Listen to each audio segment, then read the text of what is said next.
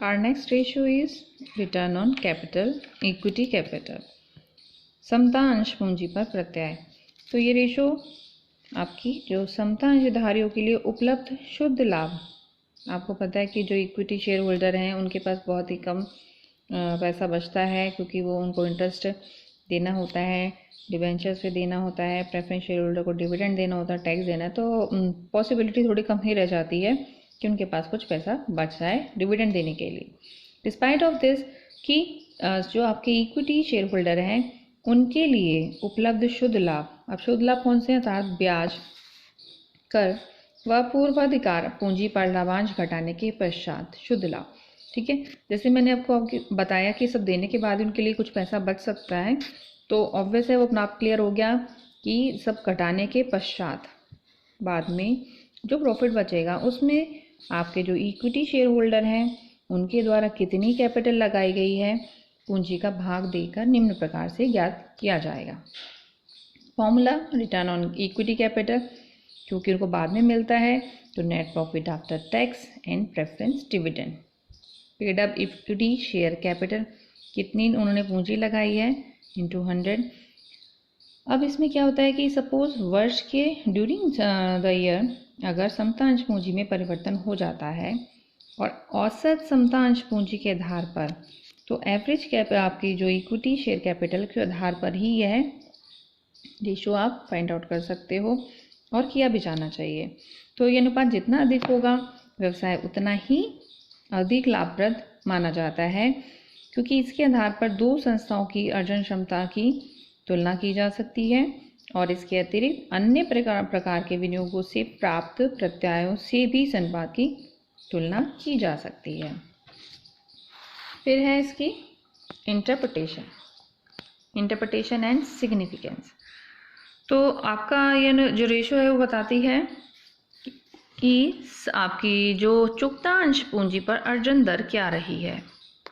ठीक है, क्योंकि हम निकाल किसके लिए रहे हैं, इक्विटी शेयर होल्डर के लिए, तो इक्विटी की ही अर्जन दर क्या रही, और इस अनुपात के आधार पर यह आप डिसीजन ले सकते हो कि संस्था के नए अंशों में विनियोजन किया जाए या नहीं। ठीक है, अगर वो अच्छी तरीके से अपना जो अर्निंग कर रही है तो संस्था के जो नए अंश हैं उनमें भी आप इन्वेस्ट कर सकते हो, इस आधार पर आप डिसीजन ले सकते हो।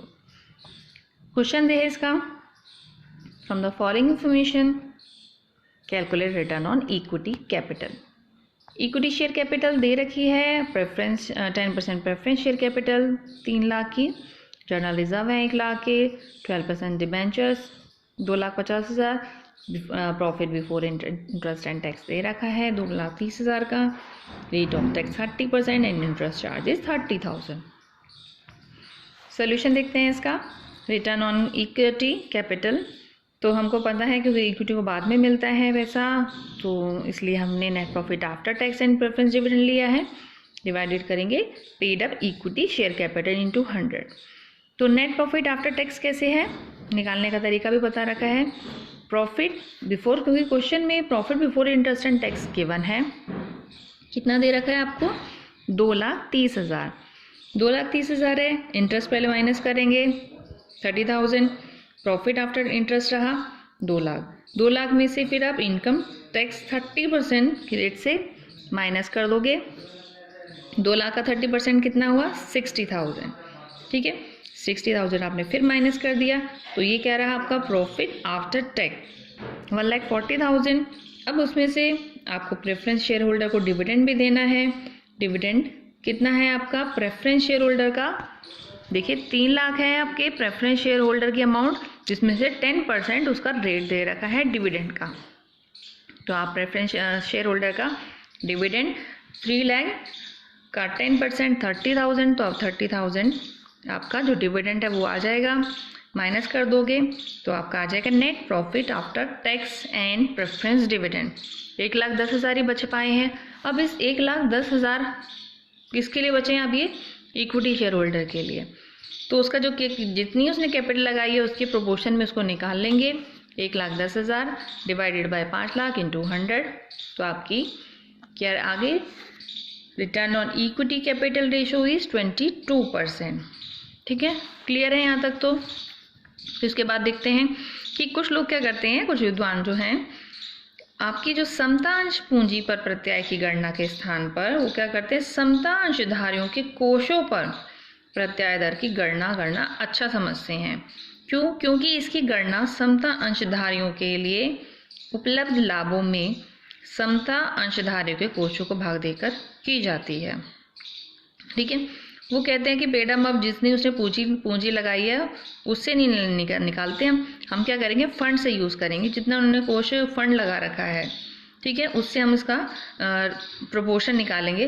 तो इस रेशो की गणना के लिए समता अंशधारियों के लिए उपलब्ध लाभ की राशि, देखिए वो तो वही रहेगी same, net profit after tax, और माइनस कर देंगे प्रेफरेंस डिविडेंड, और किससे हम निकाल रहे हैं, इन द रिस्पेक्ट ऑफ समता अंशधारियों के कोषों का आशय, यानी कि इक्विटी शेयर होल्डर फंड लेके चल रहे हैं, वही जैसे आप निकालते आए हो अब तक, अपना शेयर कैपिटल, पूंजीगत व आयगत संचय और अवितरित लाभ व आधिक्य के योग से है। ठीक है, वही एग्जाम्पल लेके चलते हैं, इसमें लिख रखा है स्पेशली, वही एग्जाम्पल लेके चलते हैं। तो कैसे निकालोगे आप, इक्विटी शेयर कैपिटल कितनी थी आपकी, 5 लाख थी, और जर्नल रिजर्व कितने थे, 1 लाख के। ठीक है, क्वेश्चन में ऑलरेडी गिवन है आपके जर्नल रिजर्व, देख लीजिए आप 1 लाख के दे रखे हैं, तो उसमें आपने ऐड कर दिया, और नेट प्रॉफिट आफ्टर टैक्स और डिविडेंड तो आपने निकाल ही लिया था, 1,10,000, तो यहाँ पर 6 लाख आ जाएगी। तो आपकी देखिए आपकी और भी कम हो गई है आपकी percentage return on equity capital की, दैट इज़ योर 18.33%। ठीक है, तो कम हो गई है।